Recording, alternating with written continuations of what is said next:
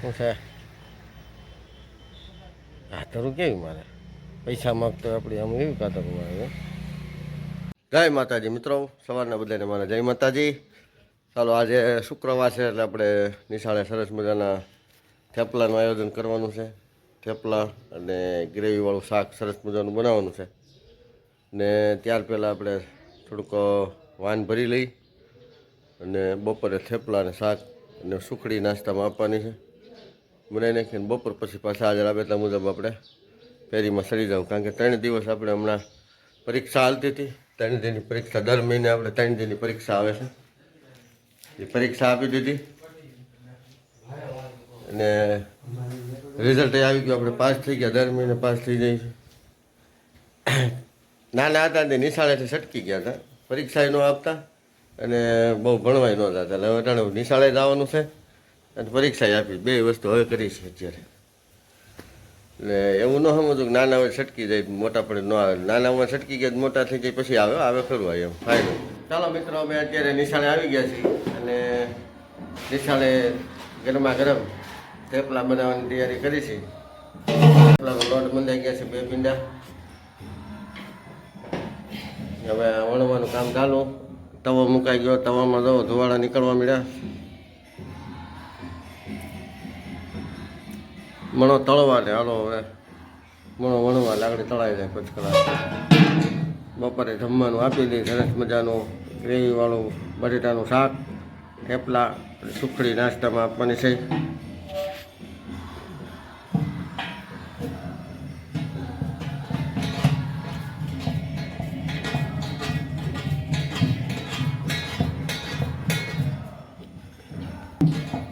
થેપલામાં આપણે મેથી નાખી છે, કોથમીર નાખી છે, અરગવાના પાન નાખ્યા છે થેપલામાં લોટમાં, એટલે બધું પૌષ્ટિકવાળું થઈ જાય.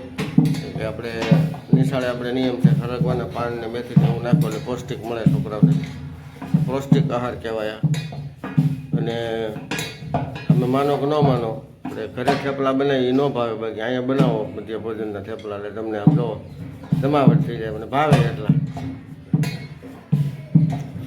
કારણ કે આમાં છે ને ભાઈ, આપણે ઘેરે બનાવીએ આપણે શું છે કે બપોરનું ખવાનું સાંજનો એ સમય અને હાસવાનું ખાવાની વાત છે. અને અહીંયા આપણે છોકરાઓને પ્રેમ ભાવથી જમાડીએ છીએ એટલે છોકરા જમે અને વસ્તુ સારી બને અને ભાવે એટલી બધાને. તો મિત્રો, આપણે થેપલા તૈયાર. અને એટલા થેપલા ગોઈતાય નહીં જોડે, કારણ કે આપણે બટાટાનું શાક છે ને, શિંગદાણા, તવાણું અને ટોસપટ્ટીનો ભૂકવાની ગ્રેવી નાખી એટલે ધબધબાટી જ બોલે, એમાં કાંઈ ઘટે જ નહીં. તો આ આપણું શાક છે. જો તેલથી રસાવાળું ફર્સ્ટ ક્લાસ કાશ્મીરી મરચું નાખી જમાવટ કરી દીધી છે. થેપલા શાક 12:30 થવાની તૈયારી છે. હમણાં દઈ દેવું ખાવા. મિત્રો, આપણે અહીંયા અલ્ટ્રો ગાડી જોવા આવ્યા છે ને બાયપાસે આપણે જયેશભાઈને અલ્ટ્રો પડી 2-3 જોઈ લઈ, ભાઈને લેવાની છે. અને સરસ મજાનો કૂતરો છે, જો તમને બતાવું. જો કેવો બેઠો છે, ઘોર ઘોર મને કરવા.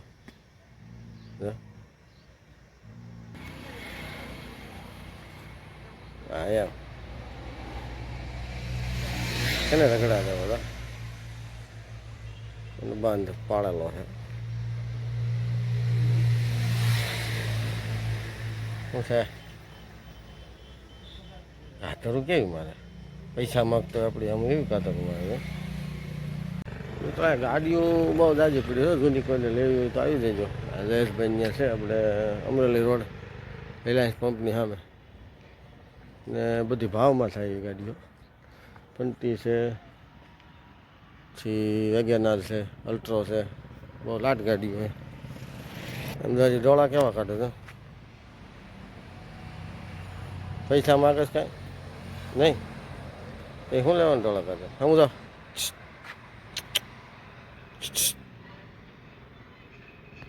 જો ને ભાઈ, કઈ ઘર ભેગી નહીં થાને. મિત્રો આજે આપણે નક્કી કર્યું થોડુંક હાલવું છે, એટલે આપણે ગાડી જોવા ગયા હતા ને બાયપાસે, ત્યાંથી આપણે અત્યારે હાલીને જઈએ છીએ ગામ તરફ.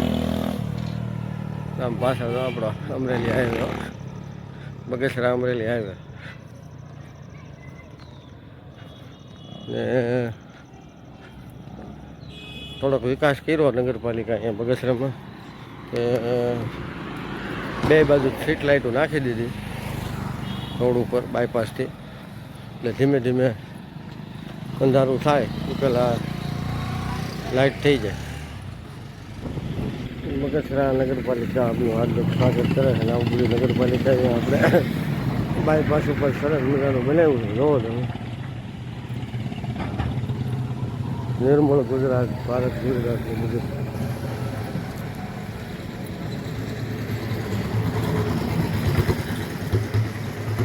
હરિયાળું બગસરા, રૂપાળું બગસરા.